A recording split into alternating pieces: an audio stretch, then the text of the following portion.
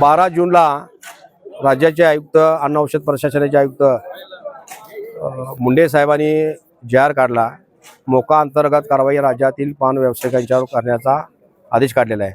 त्या आदेशाला विरोध म्हणून राज्यातील पान व्यावसायिकांची या ठिकाणी आज आपल्या अहिल्यानगर जिल्हा पान असोसिएशनच्या माध्यमातून बैठक घेण्यात आली. 7 जुलै 2026 रोजी राज्यातील 50,000 ते 60,000च्या आसपास या आंदोलनामध्ये पान व्यापारी मोठ्या संख्येने उपस्थित राहणार आहेत. आमच्या मागण्या ज्या आहेत की सरकार 2013ला सुगंधी तंबाखूवर बंदी घातली.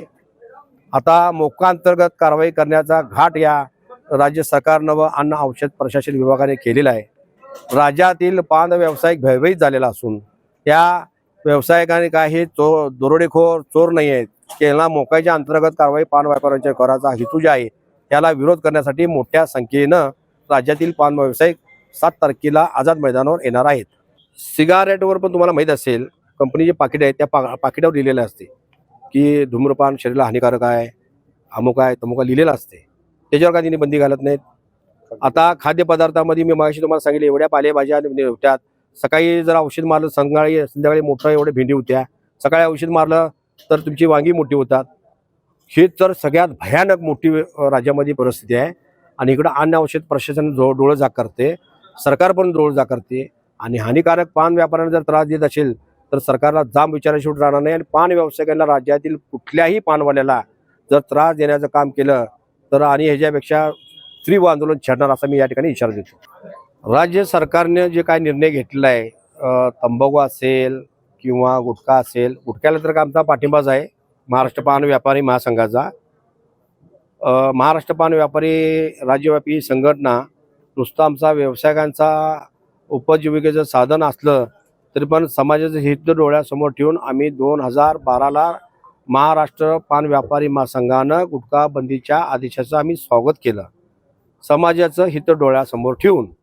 परंतु 2013ला राज्य सरकारनं परत गुटखा सुगंधी तंबाखूवर पण बंदी आणली. सुगंधी तंबाखूवर बंदी आणल्यानंतर राज्यातील आमचे पान व्यावसायिकांचं कंबड मोडण्याचं कटकारस्थान या कायद्यानं केलं. त्याच्या विरोधातही मोठ्या प्रमाणात आम्ही आंदोलन केलं.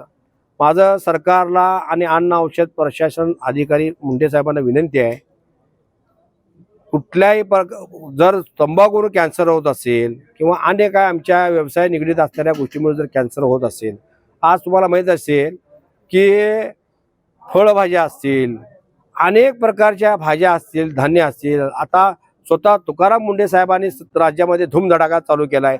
दुधामध्ये भेसळ असेल.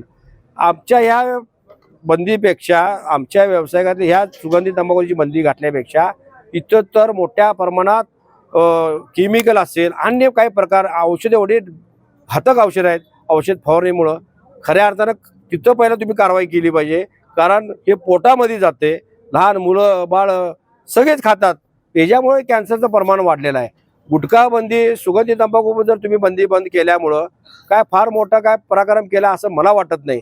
उलट सरकारनं घाणेरड्या केमिकलपासून घालणाऱ्या या ज्या तंबाखू असतील किंवा आणि काय इतर व्यवसाय हे गुटखे असतील त्यांना पाठबळ घालण्याचं काम सरकारने केलेलं आहे.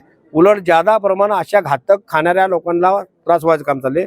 सरकार इकडं डोळंझाक करते. पूर्ण सरकार आणि अन्न औषध प्रशासन महाराष्ट्रातील जनतेचं दिशाभूल करण्यासाठी वाहवा करण्यासाठी ह्या कारवाई चालू आहेत. ह्या कारवाईच्या अंतर काय फार मोठा फरक पडणार नाही. आम्ही सरकारच्या विरोधात उद्याच्या 7 जुलै रोजी मोठं आंदोलन करतोय.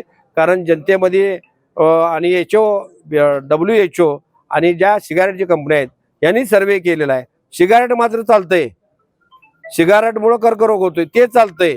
सुगंधी तंबाखू का चालत नाही? दारू चालत्या.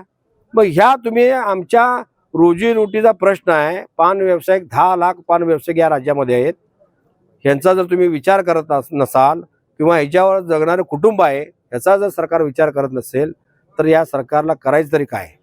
एक तर नोकऱ्या देत नाहीत, सुशिक्षित बेरोजगार हे आमच्या व्यवसायामध्ये आहेत आणि तोमध्ये नवनवीन कायदे निर्माण करून हाही आमचा आता व्यवसाय कुटुंब जगवायचा आम्हाला मुश्किल झालेला आहे.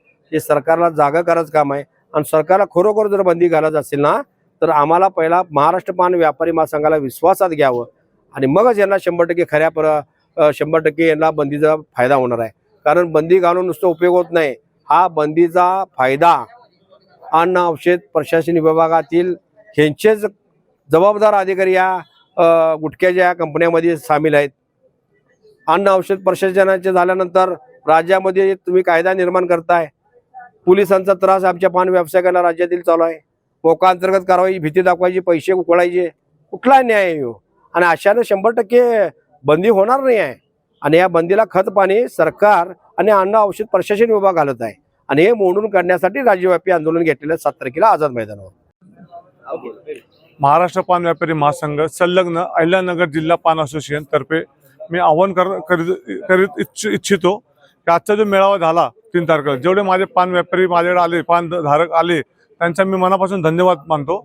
आणि येणाऱ्या 7 तारखेला मुंबई आझाद मैदान या ठिकाणी सर्व पानधारक आणि अहिल्यानगर जिल्ह्यातील पान असोसिएशनवाले जेवढे बी माझे पानधारक आहेत त्यांनी जास्तीत जास्त सरकारला दाखवण्यासाठी आपली ताकद काय आहे पानाची तर ते सर्वांनी तिकडे उपस्थित राहावं सकाळी 10 वाजता. धन्यवाद.